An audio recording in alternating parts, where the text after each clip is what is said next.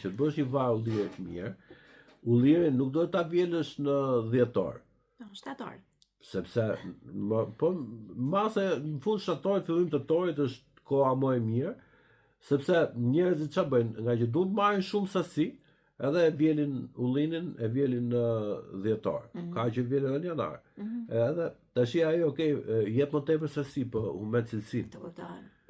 Sa e vjel ullinin, duhet të ta çosh ta blush. Sepse ka njerëz që e vjelin, thonë ja prit ti marroj të gjitha unë, pastaj ti çoj ke fabrika e vajt kur ti ke marrë të gjitha. Jo, sa bone 20 targa, çoj 20 targa, marrë punë me 20 targa, nesër shko prap. Që ullini bjen tokë, edhe humetet e freskin, pastaj humet edhe vlerat.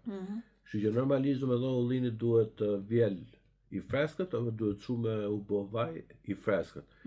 Për shembull ulliri kur bën ftofët ngrin, vaj ullirit i mirë ngrin, nuk është mirë që ta ngrish, sepse prap humbet vlerat.